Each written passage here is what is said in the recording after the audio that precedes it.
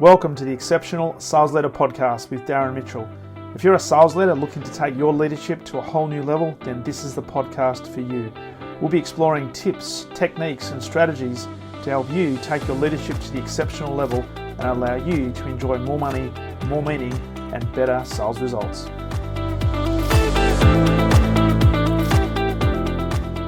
Welcome back to the Exceptional Sales Leader Podcast, and a very special welcome from a man all the way from Maryland in the US of A, Mr. Nick Caruso. How are you, my friend? I'm doing fantastic. How about yourself? Very well, thank you. And we're just talking about the time difference and the fact that you haven't yet quite got to Australia in terms of travel, but I think you said the furthest you've got was Hong Kong or Vietnam. Is that right? That's correct. Yeah, would absolutely love to visit Australia. I've gone all over the world. In fact, I'm jumping on an airplane tomorrow to Denmark, but Australia is on the list. Although it is a very, very long trip, and it's amazing how many people I talk to from the US and the UK who haven't necessarily made the trip yet, and they're dumbfounded in terms of how long it actually takes. But thank God for technology, my friend, because we can talk as if we're in the same room today. Right. No, that's fantastic. So for the listeners' benefit, Nick, you are the co-founder and the CRO of KnowledgeNet.ai. You've got an esteemed background in artificial intelligence, which we're going to talk about today. Working in that space for, I think you just said, over 30 years, which from my recollection sort of takes us right back to the Terminator movies and Skynet. So were you a consultant on that movie? No, I wasn't. But yeah, hopefully we'll never get there to the true Skynet world, but we'll see. Well, it's actually frightening though when you think about what's available today and how AI can help us or perhaps replace us in certain circumstances. Just an experience last couple of weeks. I've been running some workshops, and some of the exercise that I've got the participants to do would normally take about half an hour and get them to put their thinking caps on. Some of them just put some stuff into GPT, and it was done in about 30 seconds. I'm thinking, my God, that completely dilutes the purpose of the exercise. Jeez. Yeah, no, it's and that goes back into artificial. Are you replacing it or are you augmenting it, right? And I think that's the huge balance to strike. Yeah, so we'd love to talk about it today. For the listeners' benefit, your organization, KnowledgeNet.ai, you've had that since about 2019, and it's a streamlined AI engine that reveals valuable relationship insights and provides actionable intelligence. So what I'd love to know, because your background includes some work with US intelligence community, I'm not too sure how much you can go into detail about that. But I'd love a little bit of your background in terms of what got you into this whole area, and specifically what is it that you're bringing to the market today in terms of value around AI. Yeah, so my work started with the U.S. intelligence community, and everything I will share is unclassified, so I'm not going to get into any trouble. But the CIA. Many people don't realize this. They have a venture capital company, and it's called In-Q-Tel. You can go on their website, and it's a very interesting business model. They invest in companies like any venture capital company would. Yeah. And the benefit is the CIA gets basically free access to the technology. Right. You might be surprised how many technologies you use that were started and funded by the CIA. One of them is sort of Google Maps. So when I was in the intelligence community, when we looked at a satellite photo, it took like a while to load up that picture, and then you would click next to get to like the next. And when the CIA invested in that technology where you can just scroll and see the satellite, it just blew us away. So you can appreciate why the intelligence community wanted to invest in that. And so it used to be called Keyhole. And then it went to Google Earth, which then also got integrated to Google Maps. So, but that wasn't something I was working on. But I like telling that story; it's interesting. But they were really big about, think about 23 years ago on the war, quote unquote, the war on terrorism. Yeah. When you start thinking about the term called link analysis, who's connected to whom, who's talking to whom, and you start looking at those connection paths to start identifying the bad guys. Mm. And in that concept, to fast forward, that's very much the concept from a sales perspective. But instead of looking for bad guys, you're looking for people to sell to, right? How can I leverage my relationship network and deep mine it in order to identify who I should target in sales, who would be my next best customer, and how can I get to them? So instead of dropping bombs on them, let's fire an email or let's see how we can get to them and turn them into a customer. It's fascinating. As you were talking about Google Maps and the fact that a lot of technologies that we probably take for granted today come from, I guess, the investment that CIA had made. I knew that a lot of the stuff that we experience today, say in the motor car, comes from Formula One, but I didn't necessarily realize that the CIA had a part to play in some of the things that might be on our phone today, which is fascinating and scary at the same time. Yeah. I mean, certainly all the satellite imagery, GPS, not necessarily CIA, but intel agencies and Department of Defense systems. Yeah, it's astounding. And so I'd love to know, Nick, what was it about, because you've been working in this space for over 30 years, what was it that attracted you to this? Is it just something that you had an interest from a young age, or was it something you could see that would literally change the world in terms of how we do things, both as an individual, but also as a company and as businesses? Yeah, I mean, my degree in college was computer science. I am a technologist through and through, and that's my passion. But I'm really passionate about solving complex problems. I did not start my career in sales. I was a technologist. I got brought onto a technology company. In fact, when I transitioned from the government space to the private space, it was through one of those venture capital companies. They hired me on. But then I also started seeing, wait a minute, the sales guy's getting paid all the money and I'm doing all the work. So I transitioned into that sales role. But very much, I've always been very customer-centric, very solution-centric. How can we impact the mission of our customer? That has fortunately has always worked out for me to do that, and that's how I make great customers. And I know that in your career, you've actually had the opportunity to lead a sales team as well. Just talk us through some of that experiences with, I guess, being a technologist, having a background in computer science, because a lot of people that I speak to, and I guess to some degree myself, we kind of fall into sales. It's not necessarily something that we wake up one day and say, I reckon I'm going to be going and be a salesperson, right? It's almost like something that evolves, or we get tapped on the shoulder saying, hey, I reckon you'd be pretty good at this. How did it work out for you? Yeah, I'm actually, I'm sure you've had many conversations about this. I think a lot of sales leaders are. Why in universities and colleges is sales not a degree that you get? And I think also certainly for sales engineers as well. I mean, it's a completely undervalued profession, and I think it's one of to be really good at it is a very hard profession to do it really well. So I did transition from a sales engineer to a sales manager, and of course, I think I got promoted not because I was a great manager, but I was just a very good salesperson. So classics, and I know you do sales training. Just because you're really good at being a salesperson doesn't mean you're going to be a great sales leader or a sales manager. That's it. And there are so many examples out there where that transition for people is a bit of a stretch, and they end up going back to being an individual contributor because at least they've got, I guess, control over their own destiny. Whereas as a sales leader, you take responsibility for the destiny of the people, but you don't necessarily have, I guess, direct control over what their results are going to be like. So it's not for the faint-hearted, and it's not necessarily for everybody. So with that transition, then, how did you in the early days use things like AI? Because I know AI is very prevalent today, but back when you were running sales teams, was it something that you found was for you, because of your background, a bit of a differentiator against other companies or even other teams within your business? So I've always used AI for our customers. Okay.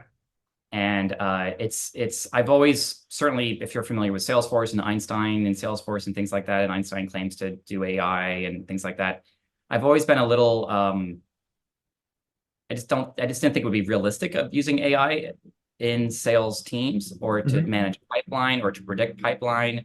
I just didn't, and I've never really seen that work really well. Mhm.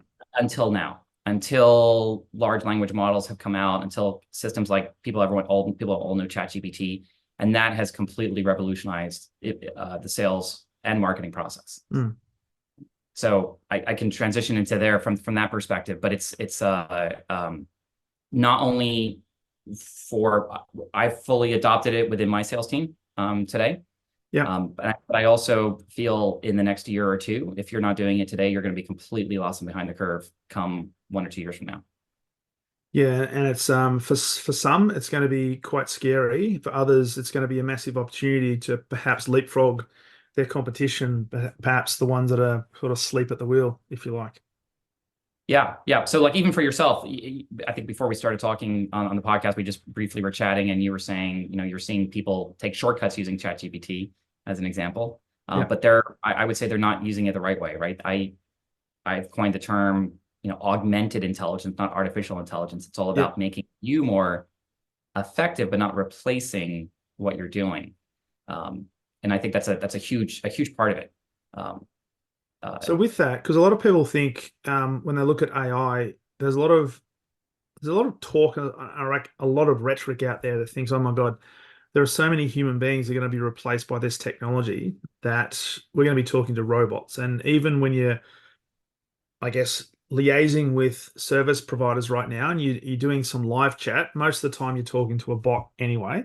Um, but there are people out there that think we're going to be replaced as human beings with you'll be talking to somebody, but it's actually going to be a form of artificial intelligence.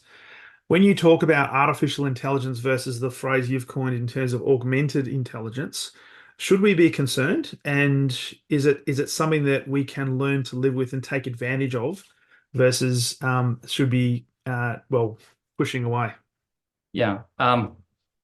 It is definitely something for us to be concerned about, for sure. And I think governments around the world need to start taking a much more proactive approach to this. So, for example, allowing you to be faked out by somebody on the phone. Like if there's a bot on the phone, they need to be transparent to the fact that it's a bot. Yeah. Are you familiar with the term uncanny valley? No, I've never heard that. Yeah, so uncanny valley, it's been in the AI space for a while now, where when you're using a bot, you want to make sure that the user on the other end knows that it's a bot. Otherwise, when the user finds out that they're talking to a bot or they're interfacing with a bot, they're repulsed by the idea. Right. So it's that uncanny valley, concept. And that's why when you're on your phone with your bank, sometimes they will intentionally make the human sound like a robot and less like a human. So it's not like the technology is not good. It's an intentional aspect of it. Wow. But that being the case, you're probably well aware on LinkedIn, there's a tremendous amount of bots on LinkedIn reaching out to you, engaging with you, pretending to be humans. And even with government stepping in, I think there's going to still be a flood of fake human phone calls reaching out to you, fake emails, et cetera. Yeah. So in the sales process, the first people that are going to get eliminated are going to be the SDRs and BDRs. So for a person running an SDR business, that's a bit of a red flag.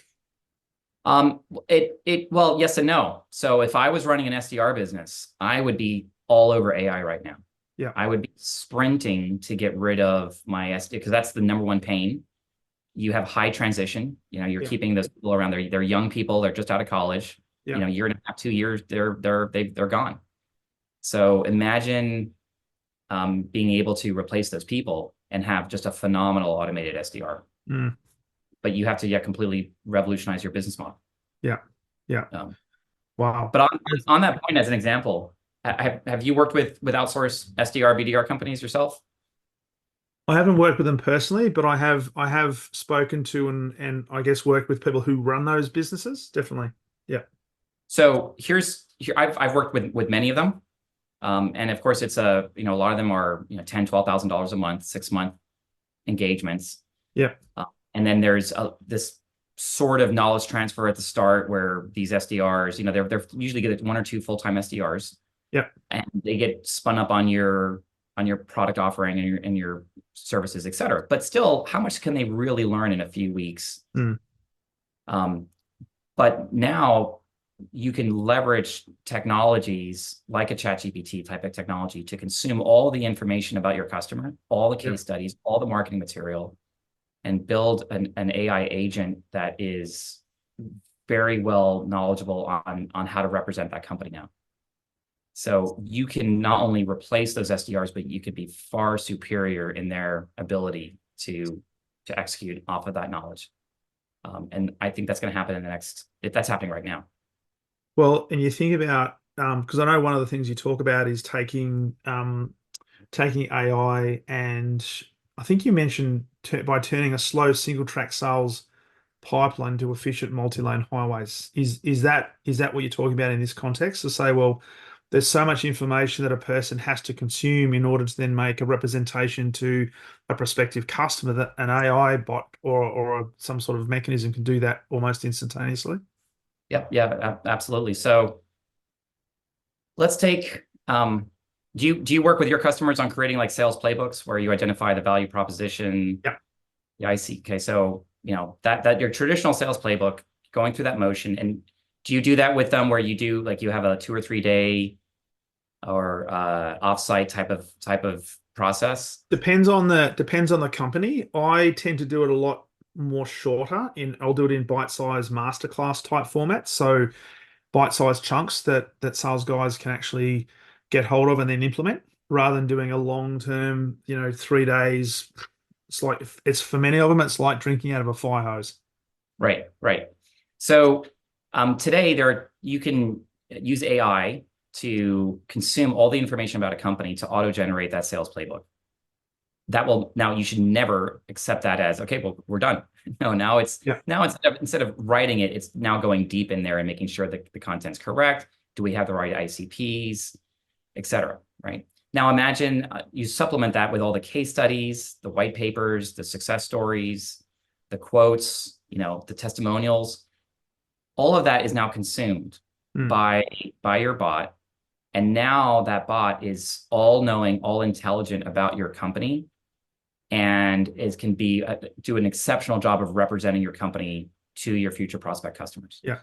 And they will blow away any SDR, unless you've had an SDR for 20 years at your company and knows everything that's going on. Yeah. And so when you think about that in terms of the role that augmented intelligence is going to play in a sales organization, at what point does the bot hand over to a real human being? And when you think about, I guess, the experience that's been created for the customer, and full disclosure, we want to let them know, I guess, at some stage in the process that they're actually interacting with some form of augmented intelligence. Yeah. Because what I do want to ask is, well, 2 questions. One is, at what point do we hand over to a person like an account manager to then, I guess, finalize it and take it through to customer success? But also the first interaction with a prospective customer, where SDRs are using multiple different, I guess, channels to market. Is there a predominant market avenue that this bot is going to be? Because we talked before about maybe the bot's voice augmentation and stuff like that. Is it going to be that, or is it going to be more outreach on LinkedIn or TikTok or email, stuff like that? What are you finding? And particularly, what do you help with KnowledgeNet around that? So first off, I think the first casualties in this war with AI will be replacing SDRs and BDRs. I think that's going to be, there are startup companies already out there that are saying that they can do that. The key to that is the speed of the voice transcription, the auto-generated responses, and then that feedback loop. But that's going to be phone calls, TikToks, LinkedIn messages, emails, texts. That's all going to be done automatically. But like SDRs, BDRs today, their main job is just to book that meeting. Once that meeting's booked, it transitions over to the human. I think that's going to be a really long time where that gets replaced. I think the human will be always part of that next step. And I've always been a huge proponent of engaging with the user and then really listening to what their pain points are, understanding how maybe your product can be or your services can be of value to them. But that's critically important. I think it's going to be a really long time until that gets replaced by a bot. Yeah. However, this is where augmented intelligence comes in. When that person is talking to them, much like we're on a Zoom call right now, right? On the right-hand side, on a lot of these Zoom calls, there's full transcription that's happening automatically at the same time. But the ability to start coaching that sales rep live using AI, recommending case studies, recommending marketing materials, recommending pain points and value propositions, that's where you'll see a huge revolution in the next couple of years. So is that something that, for example, they're on Zoom, we're doing because there are a lot of, I guess, sales interactions now that are happening via Zoom, not necessarily face to face, and particularly for organizations that are global, or at least national, we don't have to do as much travel, which is great. Are you saying that augmented assistance is going to be part of like a Zoom interface where there might be stuff being fed that only the account manager or the salesperson can see, that may be prompting them to ask certain questions or provide certain bits of information in real time? Absolutely. So, as an example, the largest teams I've had national teams of over 100 people that I've managed. Quotas into the over $100 million. And when I would do a pipeline review, you've probably been there before. You do a pipeline review, you're talking to the rep, and you're asking them, by the way, what's the pain point of the customer? Oh, that's the pain point. Did you leverage that case study of a very similar customer that we published 2 weeks ago? And they say, what case study? And I said, the one that helped make us, make the quarter last quarter. It was, a $2 million deal that we sold at a hospital. And it's, that knowledge sharing, just no matter how hard you try, it never works. So the ability to push information at the right time to the right person with the right knowledge is where this will really be transformative. And as you were talking there, I'm thinking, that'd be fantastic for a person who is receptive and open and knows how to use that information. How many people do you think out there, and based on your experience with what you're doing today, how many people do you think would be saying, nah, I'm just gonna trust my gut because I've got a good relationship with this particular customer. She'll be right, as we always talk about in Australia. She'll be right. I don't need that. Because there might be some that push back on this to say, no, I'm not going to provide that case study right now because that might seem to be over the top in terms of providing too much information. So there might be a little bit of discretion that needs to be used in that process. Yeah, no, you're absolutely right. And I think that's where the augmented intelligence comes in, right? We're here to help augment that ability, not to completely replace the human. And, I'm going to jump to, if you're into following fighter jets and things like that, like in the Air Force, the F-35, if you're familiar, was like the top-notch, most sophisticated aircraft ever built. And it's got a tremendous amount of AI. But at the end of the day, you still have a human in a cockpit out there. Now, there are more and more drones that are going out, and the drones are actually part of that fighter, that attack plan. But getting rid of the human is the U.S. Air Force, the U.S. Navy, et cetera, or air forces around the world aren't doing that. And I think the same thing's going to happen with a human in sales. There'll still be a human as part of that process, but it's all about not replacing them, but augmenting their abilities. Because it's a really important point you make. A lot of people, like, even in 2024, much prefer doing business with people. And particularly when I say that, there has to be sort of asterisks next to that. If you're just buying a commodity product that it's just about price and you know exactly what you want, you're not necessarily interested in talking to a human being. But in the business-to-business space, the vast majority of people who want to have long-term business relationships and valuable relationships want to do business with people. So it's not about replacing the human being. It's about how do we give the human being a lot more information, probably at the right time, to provide a better experience to that customer that hopefully will create even deeper relationships and embed, I guess, the loyalty that you want to develop with that particular customer. So if people are listening to this thinking, oh my God, I'm going to be replaced by a bot, this is not Skynet. You'll still be required because People still want to do business with people who they know, they like, and they trust. Yep. Yep. And that's actually, a plugin for my own company, KnowledgeNet.ai. So from the foundational concept, it's about connecting the dots between people and leveraging that to open up doors for you. So it's all about who do you know, what relationships do you have, both you and your customers.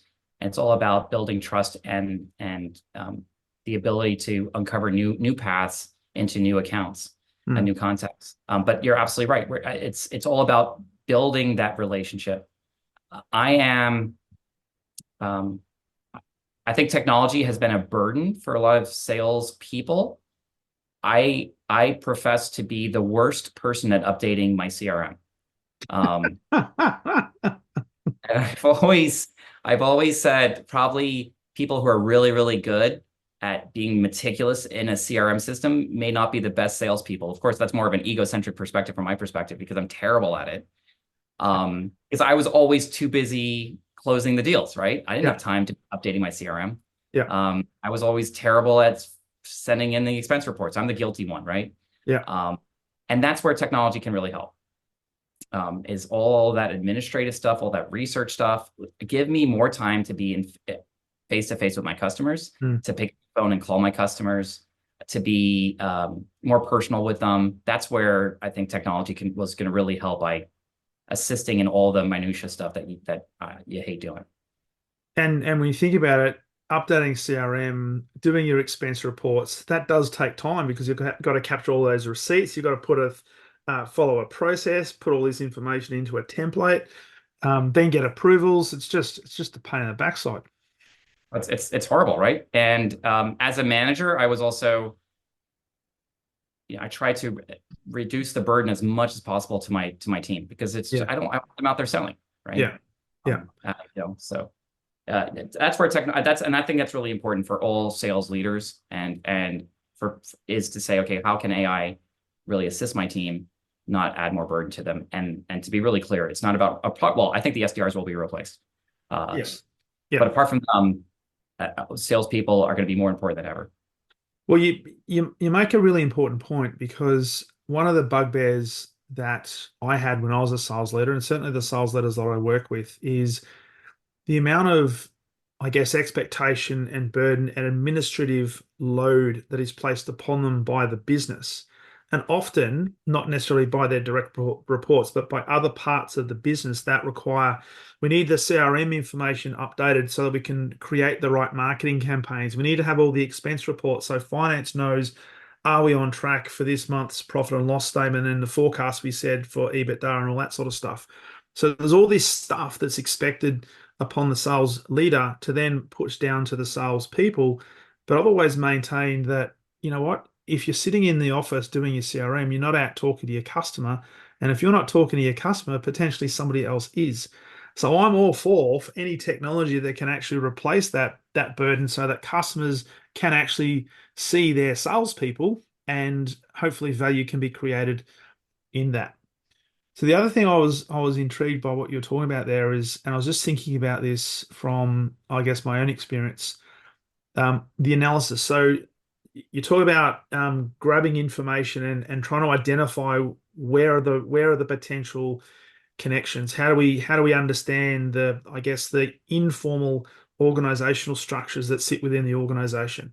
Can you talk me through how we go about doing that from an AI perspective? Because I know from a selling point of view, one of the bugbears that I've always had is salespeople typically are quite one-dimensional. So they'll hone in on, say, the CIO or the CEO, depending on the size of the organization, and they'll build a relationship with that person without necessarily going deeper and figuring out, okay, we know the formal structure or hierarchy within the company, but what is the informal structure? Who knows who's connected to who potentially is going to be influencing each other so that we get a much broader, hopefully more deeper appreciation of the network. How does AI help with that? Yeah, that's a great transition over also to my own company. So this is good. This goes back to, the CIA trying to understand the terrorism network, right? To really understand if you, I mean, I could talk for hours on geopolitics, things like that. But when you go back to how did they take out Osama bin Laden, it's actually, quite fascinating through, tracing his courier and all those indirect networks, right? Yes. Right? It wasn't the official chain of command. It was like a chauffeur or things like that. And so where the amount of public data out there is astounding. So when you're tapping into like LinkedIn network, LinkedIn data, obviously if you're on Sales Navigator, you get notified on new people coming in and people leaving the organization. It's almost I envy sales reps that have 20 accounts per se, because they have an opportunity to really go deep in those 20 accounts. Yeah. But how can you leverage AI to use it as an intelligence tool to go after to monitor your existing customers and go after new customers? Yeah. And that's what we do at KnowledgeNet is deep mine your existing with that public data. Yeah. But then we also leverage your private data. So by the private data, I mean like the interactions that you and your team are having via email with that customer. And it's really astounding when you leverage AI to do deep mining to uncover connection paths that you never knew you even had. Yeah.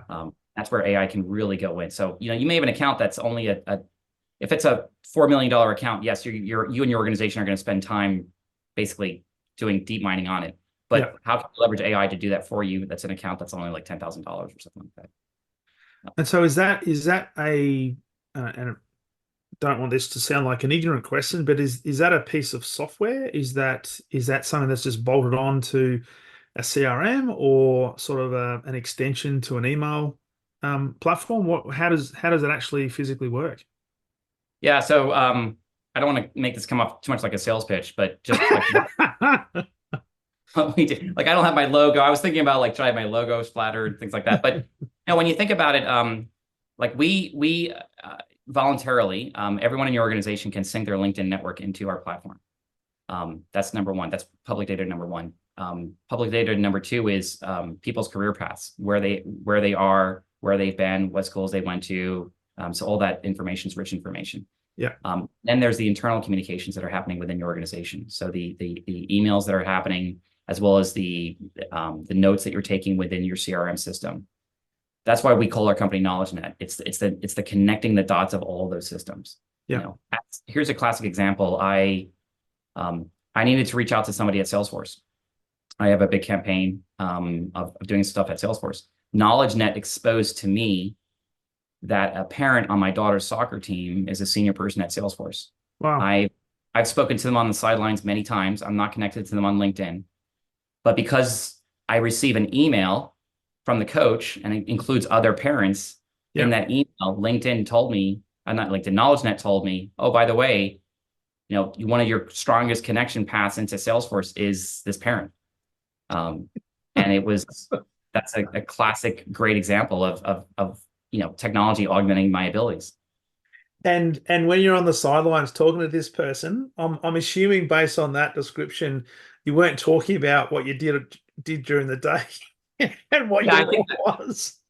I think that's that's a thing that you don't want to do. I think we always try and leave our work at home. Yeah. Or that's work at work. I work from home. I work at home. But yeah, when you're on the sidelines, it's all about the kids and things like that. But that's phenomenal because it gives you some information that you can now leverage, which probably leads into the fact that you can use AI to drive warm introductions. And so if there's already a connection, you can and ethically and respectfully use that connection to hopefully make some progress. Yeah, you're absolutely correct. Yeah, so there's that, and then using AI that automatically knows our sales playbook, our ICPs, our value propositions, our case studies, what we've already done with Salesforce. So when you start thinking about knowledge retention as well, when people leave that organization, how does the knowledge that they contributed in that time get retained? Everyone's like, oh, well, we have access to their email that in some file on disks. That's worthless. Yeah. But the ability for AI to truly know all the communications this person did with whom, et cetera, it's just absolutely phenomenal. And that's a really interesting point because how many times do people leave an organization and they take all the information with them? So they've got to do some sort of handover and do a bit of a brain dump. So the next person coming in to take over that particular account needs to have as good a start as possible. So at least from the customer's point of view, the intention is it's a seamless transition, but there's always massive gaps. And so to have that sort of information readily available is pretty powerful, I would have thought.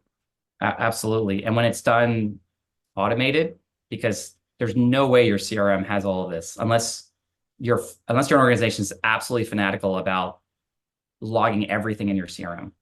And just because you're saving an email in a CRM, what do you go in your CRM and there's like 10,000 emails? That's worthless, right? How does it truly leverage that knowledge of all the communications, all the interactions? So with that, because you mentioned you're a self-confessed CRM laggard, you don't like putting stuff in there.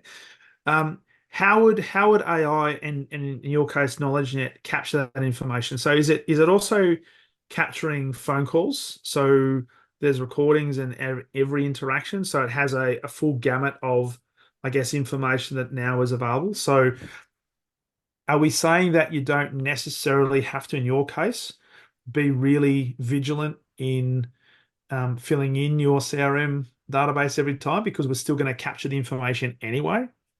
Yeah, that's correct. We don't do phone calls. We do video calls. Yep. So we do video calls, we do emails, we do LinkedIn InMails, and through all of that, the totality of the information is pretty incredible. And it's not just who's interacting with whom, but the substance of the conversation and the depth of it, and using that. Talking about multi-threaded, going back to an earlier case, this is the next step in that is giving you a warning about an opportunity that is not multi-threaded, that you're only single-threaded through a certain contact in that opportunity, and it's a high risk that that person leaves. And we can even, we can even start scoring for you the probability of that person leaving the company and when they're going to leave. Wow. So there's just and we can start, especially if you're in a SaaS and you're in a contract with a customer, we can start predicting when that person's going to be leaving. The opportunities are endless. I mean, even a lot of people, before they leave a company, they start being much more active on LinkedIn. Yeah. They can start warning you when your key customers have a probability of leaving their organization just because of their activity on LinkedIn. Yeah.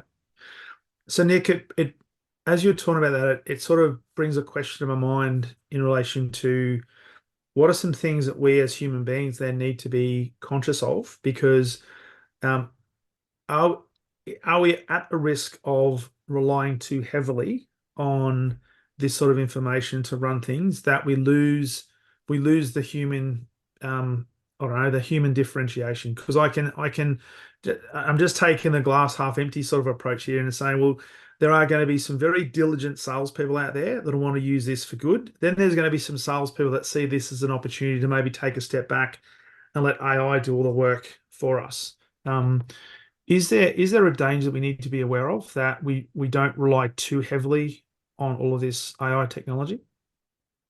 I think the danger is in spending a lot of money on something and trying to automate too much of it, which I don't think that's going to happen in any time in the near future. Yeah. And I don't think, and if you're trying to replace your salespeople, if you're a sales leader and trying to replace them, apart from the SDRs, that's going to be a huge mistake. Yeah. But it's all about augmenting and making their lives easier. And I'm a big fan of the concept of crawl, walk, and run. Mm-hmm. And as a sales leader, if you're not embracing AI today to help the salesperson, not to help you as a manager, not to help score your pipeline, right? Not to figure out what sales rep is not doing their job. That's not what I think is. I think it's, how do I make my sales rep more effective? And what's the crawl stage of that? And there are some really easy things you can do today to get started with AI in that crawl stage to help your sales reps. And a lot of it is getting them the right content at the right time, be using KnowledgeNet to help open up new network paths for them to reach out to new opportunities. Yeah. Something that's simple to get started today. Because the other part of that, I'm thinking, how do I prevent myself from getting too overwhelmed with the sheer volume of data that's going to be thrown at me, and manage the expectations of the business, my manager, and also my customer to take advantage of the information that's provided? And so that's where the human element of sales leadership and relationships need to be really dialed in and think about, okay, what information do I have? How do I now take that information and take that action? So as you mentioned, the crawl, the walk, the run, and not jump in, because there'll be people listening to this and say, oh my God, oh, this is just overwhelming. There's just going to be so much information that's going to be coming out at me. It will literally be like, as I said before, drinking out of a fire hose. And for some, they won't be able to handle that. Yeah, I look at it as different. It's going to make my life easier. I'm going to segue to a different story here, but I think it really helps. I volunteer in my local town. I'm on the Planning and Zoning Commission. We meet once a month, and people put in applications to split a lot or merge a lot or whatever, right? There are an ungodly number of ordinances and zoning regulations and things like that, right? And I'm a volunteer. I don't have the expertise. I'm just on the commission. Yeah. But I created an AI agent where I fed it all of the zoning ordinances, everything that my town does, and it's absolutely phenomenal. Mm-hmm. So now I just tell it, can you build a 5-story building in my town? And boom, it spits out every regulation. It tells me the answer, and it makes me look so much more intelligent now when I'm on that commission and I'm interfacing with the public. That's just phenomenal. So that's saving me hours a month on something simple like that. And when it comes to AI, if you've been using ChatGPT, I consider that version of ChatGPT like a demo version. It's okay at knowing a lot of different things. It's not really, really great at one specific thing. But what you can do is you can create called AI agents, where you train something like ChatGPT on a very specific topic. Like, I'm going to make you an SDR. Yeah. I'm going to train you. I'm going to give you all the materials, and then it can do a much better job. And it's the same thing for like a quick thing is training materials, marketing materials. That should be put in every organization's marketing team so that the sales team can easily get access to the right content at the right time, and it would save you. Because I don't know about you, like in so many organizations, I spend sometimes a lot of time trying to find the right content, and I start emailing and messaging, and I don't know where it is on SharePoint, or maybe it was posted in Slack. That's a really quick crawl phase that every organization should be doing today. Yeah. Yeah. So here's a question moving forward then. If more and more organizations adopt this type of technology to assist them in their service providing to the marketplace, are we going to be setting a new normal? And what's then next? Because right now, leading up to, I guess, the advent of AI, and we're still sort of I guess, I'll be guided by you a little bit, but I'd say the early phases of this, and it's probably only going to get more and more sophisticated. But do we have to be conscious of everybody using this and now become the norm? And what's next? So what's the next evolution of this, right? And should we be scared? Yeah. So yes, you should be scared. Yes, it's coming. I don't know what the final end state's going to be. But no matter what type of company you are, if you're an HVAC company, HVAC, I don't know if that term applies in Australia, heating, ventilation, air conditioning company, right? I've actually got clients in that space, so I knew exactly what that was. So if you're an HVAC company, or you're a Fortune 500 company, right? You should be looking at how AI can help your business. Yeah. And honestly, where it's going to have the biggest impact is at the HVAC company. So you just need to figure out what is that going to be. It could be, I don't know too much about the HVAC business, but it could be something like simple proposal writing, contract management, onboarding new people, your staff. I mean, I don't know what turnover is for an HVAC technician, but all the documentation and the training, like I don't know if whatever that is, but you need to be spending time on thinking about how to embrace AI, because if you don't, you might be out of business in 2 years. Yeah. And so what we're saying there is we have to embrace it, because it's here, it's not going away. So we can't as leaders, but certainly we can't as organizations stick our head in the sand and hope that this is just a passing fad. Yeah. It in the next, like I have daughters in college, and one of them their professor said, you can absolutely use ChatGPT in taking this exam. Okay. Other ones are like, oh no, you can't. It's illegal, right? And Yeah. I'm completely in the camp of the professor. You need to. I'm for both my daughters. I'm encouraging them as much as possible to use AI to help them in their studies, and it's transformative. And as a professor, you have to. I mean, if I was a high school, certainly university, there should be college courses on how to leverage AI to assist in your studies and in your performance. And so for the person who's listening to this who thinks, okay, if we use AI to do things, because one of the things that I've seen more and more is sales proposals written by AI, whether it be ChatGPT or whatever, that almost it sounds like the person, but it's not necessarily the person. So if I write a sales proposal, or if I do an exam, or if I do a test using AI, and then if somebody asked me after that, or in the case of a salesperson, right now come in and present your solution. If I've used AI to do that, does that mean that the intelligence sits within the AI bot and I've got no intelligence? So how do we manage that transition from, okay, you can use AI to do an exam, but how does the information, how can it help the human being become better? Now, I get the fact that you're talking about the fact that all this information can be presented to you, and in the case of your planning commission, give all the information about whether there's a 5-story building, which means gives you information at hand to then make a decision and have a conversation. But for those people that are saying, well, if I just get an exam done by AI, that's not me doing the exam. That's a bot doing the exam. Does that mean that my level of knowledge increases or decreases? Yeah, no, that's a fair question, and I think it's something as a society we're gonna have to struggle with and understand how to value someone. I think the same argument was made with the calculator, Yeah. to a certain extent. So the calculator, you didn't have to know your mathematics as well in order to do those computations. Yeah.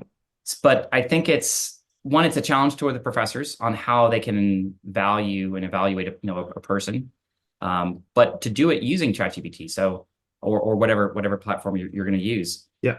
In the case of the RFP, that's a legitimate, just because but to be honest, the same thing could have been said before. I mean, I've seen plenty of RFP responses, and then the contractor comes in and they can't perform the work. Absolutely. So you're just it's a balance there, but I think it's a challenge for our society. So is that where your concept then of augmented intelligence versus artificial intelligence comes into it? Because I see that if I give the exam to artificial intelligence and it does it for me, ChatGPT, if I have an interaction with a potential customer and I just use the bot to do all of that until it gets to a certain spot, that's artificial intelligence. So there's almost like a disassociation between me and the thing, right? The bot.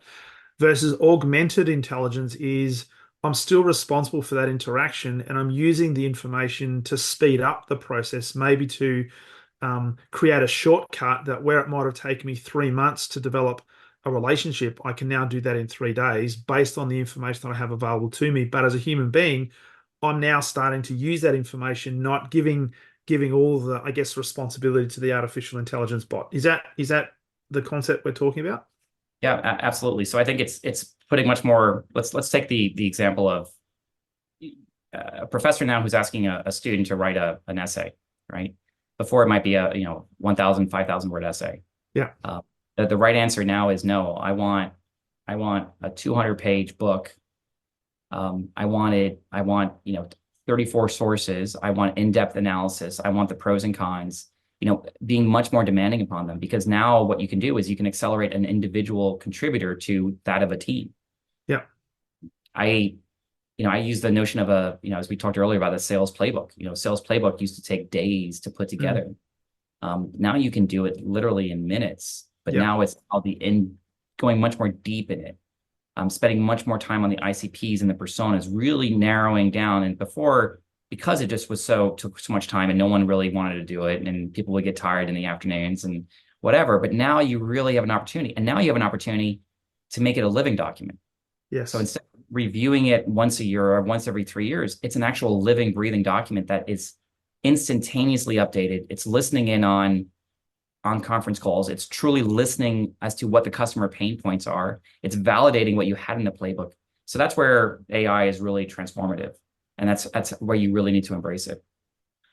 And that's where I really get the augmented part that now makes a lot more sense. So as you've been talking through that, it's like a case of, well, I need to stay close to this, because if I take the case of a sales process or a sales cycle, by doing a lot of this AI work up front, gathering all this information, that provides legitimate information that I can now leverage. It provides me an opportunity to provide better value quicker to a potential customer, which should, in theory, reduce the sales cycles, which should, in theory, mean that we can sell more in less time, which should mean that we actually can be more profitable, which means we can employ more people, right? Now, and then how do we use AI to actually underpin all of that to make us a much more sustainable business? So that's looking at the positive side. Yeah, absolutely. The And then it question, automatically updates your CRM system for you, so and spells out your expenses so, for you. and does your expenses as well. Yes, absolutely. So the question then, Nick, for a sales leader listening to this, or a sales organization, or even a CEO of an organization saying, you know what, I know I have to dip the toe in the water around AI, but I just don't know where to start, right? For some, it's going to be completely overwhelming, because it's almost like going from pre-industrial era to the industrial age for some of them, and it's going to be a bit of a culture shock. We've talked a lot about how this can enable organizations to go a lot deeper and have much richer experiences. For people who are not quite sure how this is going to work for them, but they know they have to move into it, where's a good place to start, right? So is there like a phased approach that organizations can implement, so we can start getting used to this and start to slowly integrate this into their normal business, rather than going from zero to hero? Right, right. No, I think there's going to be a whole industry of AI consultants out there to help organizations, much like there's fractional VPs of sales or accountants or whatever. There's going to be an industry that's coming up specifically on that. I love to say, look at ChatGPT or systems like ChatGPT as a musical instrument. Yeah. And anybody can pick up the flute and start playing it, or the recorder, and start playing it and pump out some tunes. And that's literally what you're doing with ChatGPT. And Okay. so you get results and you're like, that doesn't look really good or whatever. It's because honestly, you're not playing it right. Yeah. But just play with it. Just get started with it, playing with it, talk to people. People on listening can reach out to me on LinkedIn, be happy to share some thoughts with them.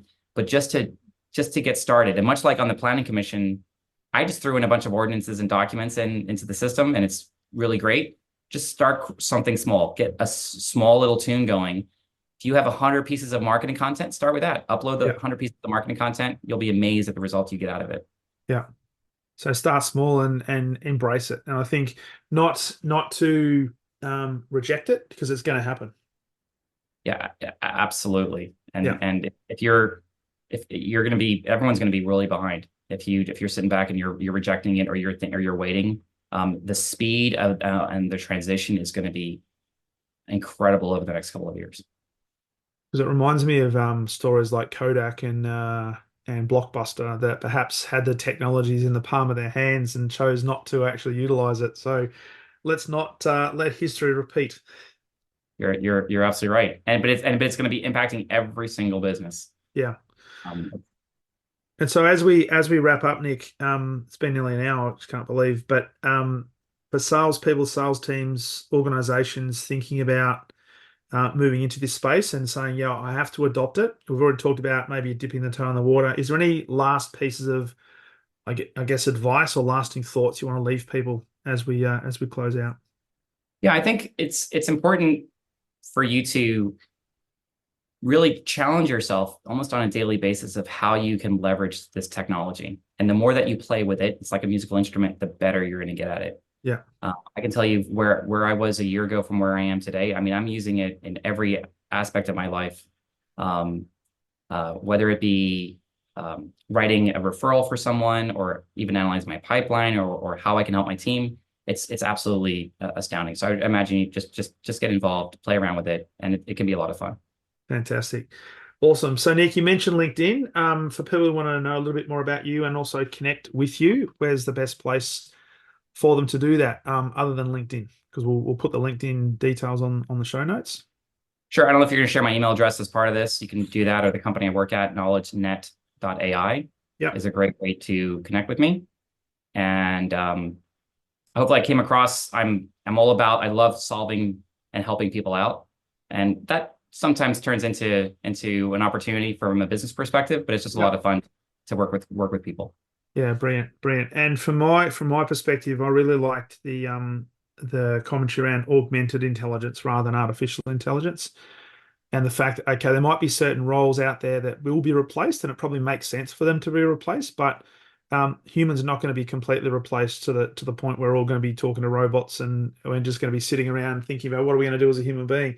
It's how do we leverage this for good, and how do we help the people that we are working with become even more effective by using augmented intelligence to make it more relevant. Yep, you're spot on. That's exactly it. So Nick, greatly appreciate you jumping on. This has been a fantastic conversation. I've learned heaps, which I'm sure the listeners will have learned as well. So thanks so much for being a guest on the Exceptional Sales Leader podcast. Great. All right. Thank you, Darren.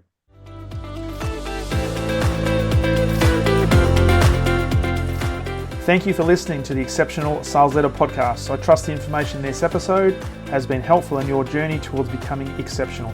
And remember, please take the time to rate the show, subscribe to the show so other people can find it. But also, if I can help you, jump on my calendar, go to leadwithdarren.com, and let's have a conversation about how I can help you along your journey to being exceptional.